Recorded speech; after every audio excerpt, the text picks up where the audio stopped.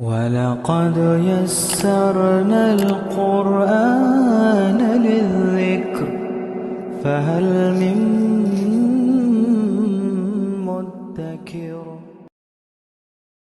بسم اللہ الرحمن الرحیم۔ آیت نمبر 53 کہ کہہ دو میرے بندوں سے کہ کہا کریں ایسی بات جو بہت پسندیدہ ہو، بے شک شیطان فساد ڈلواتا ہے ان کے درمیان، بے شک شیطان ہے انسان کا کھلا دشمن۔ تمہارا رب خوب جانتا ہے تمہیں، اگر وہ چاہے تو رحم کرے تم پر، یا اگر چاہے تو عذاب دے تمہیں، اور نہیں بھیجا ہم نے تجھ کو ان پر دروغہ بنا کر، اور تیرا رب خوب واقف ہے ان سے جو ہے آسمان میں اور جو ہے زمین میں، اور یقیناً ہم نے فضیلت بخشی بعض پیغمبروں کو بعض پر، اور عنایت کی ہم نے داؤد کو زبور۔ اور کہو کہ پکارو ان کو جن پر گمان ہے تمہیں اس کے سوا، تو نہیں اختیار رکھتے وہ دور کرنے پر تکلیف کو تم سے اور نہ اس کے بدلنے کا۔ وہ لوگ جنہیں یہ پکارتے ہیں وہ خود تلاش کرتے ہیں اپنے رب کے ہاں ذریعہ تقرب کا کہ کون ان میں سے زیادہ مقرب ہوتا ہے، اور امید رکھتے ہیں اس کی رحمت کے اور خوف رکھتے ہیں اس کے عذاب سے،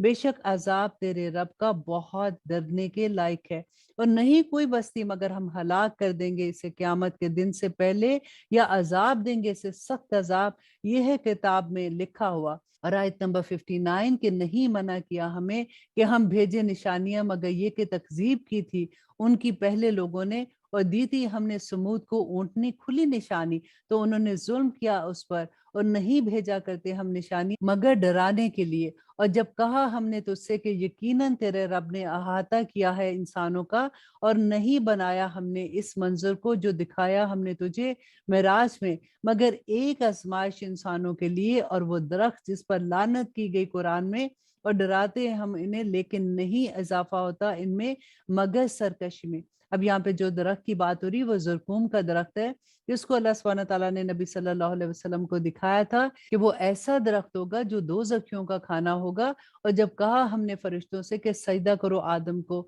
تو سجدہ کیا انہوں نے سوائے ابلیس کے۔ کہا اس نے کیا میں سجدہ کروں اس کو جسے تو نے پیدا کیا ہے مٹی سے؟ کہنے لگا کہ دیکھ تو یہی ہے وہ جسے فضیلت دی ہے تو نے مجھ پر، اگر مہلت دے تو مجھ کو قیامت کے دن تک کہ میں ضرور جڑ کاٹوں گا ان کی اور ان کی اولادوں کی سوائے بہت کم کے۔ فرمایا اس نے چلا جا، بس جو پیروی کرے گا تیری ان میں سے تو یقیناً جہنم سے سزا پائے گا بھرپور، اور بہکاتا رہ جس پر تیرا بس چلے ان میں سے اپنی آواز سے، اور چڑھا کر لاتا رہ ان پر اپنے سواروں اور اپنے پیادوں کو، اور شریک ہوتا رہ ان کا مال میں اور اولاد میں، اور وعدہ کرتا رہ ان سے، اور نہیں وعدہ کرتا ان سے شیطان مگر دھوکے کا۔ یقیناً میرے بندے کہ نہیں تیرا ان پر کچھ زور۔ دیکھیے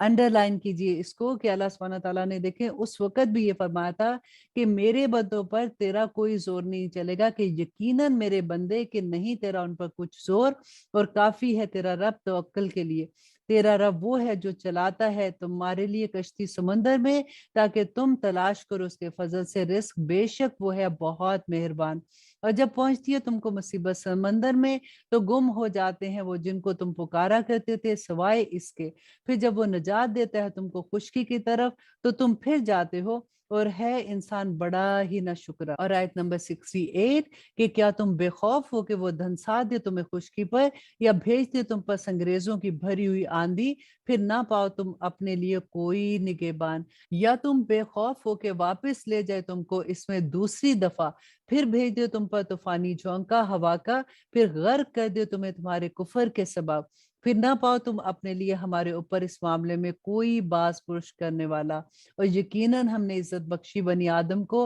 اور سواری عطا کی ان کو خشکی میں اور سمندر میں، اور ہم نے رزق عطا کیا ان کو پاکیزہ چیزوں میں سے، اور فضیلت دی ہم نے ان کو بہتوں پر ان میں جنہیں ہم نے پیدا کیا، ایک نمایاں فضیلت۔ آیت نمبر 81 میں اللہ سبحانہ تعالیٰ فرماتے ہیں کہ جس دن بلائیں گے ہم سب انسانوں کو ان کے پیشواؤں کے ساتھ، تو جس کو دیا جائے گا اس کا اعمال نامہ اس کے دائیں ہاتھ میں تو وہ لوگ پڑھیں گے اپنے اعمال نامے اور نہ ظلم ہوگا اس پر دھاگے کے برابر بھی۔ اللہ اکبر۔ اسی وجہ سے ڈر لگتا ہے کہ اللہ سبحانہ تعالیٰ اگر عدل کریں گے تو پھر ہمارا کیا بنے گا۔ اللہ سبحانہ تعالیٰ فرماتے ہیں جو رہا اس دنیا میں اندھا تو وہ ہوگا آخرت میں اندھا اور بہت بھٹکا ہوا سیدھی راہ سے، اور قریب تھا کہ وہ بھٹکا دے تم کو اس سے جو وہی بھیجی ہے ہم نے تمہاری طرف تاکہ گھڑ لو تم ہماری نسبت اس کے سوا، اور اس وقت یقیناً بنا لیتے وہ تم کو دوست۔ اور اب آیت نمبر 84 ذرا غور کیجئے کہ اللہ سبحانہ تعالیٰ فرماتے ہیں اور اگر نہ ثابت قدم رکھتے ہم تم کو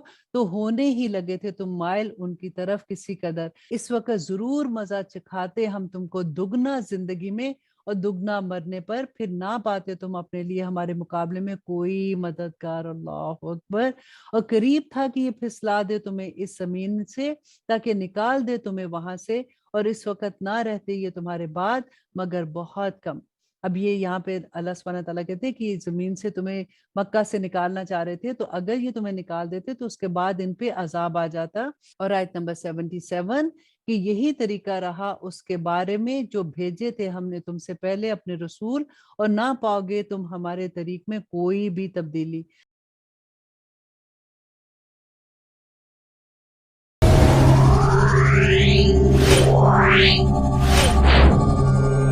Wow.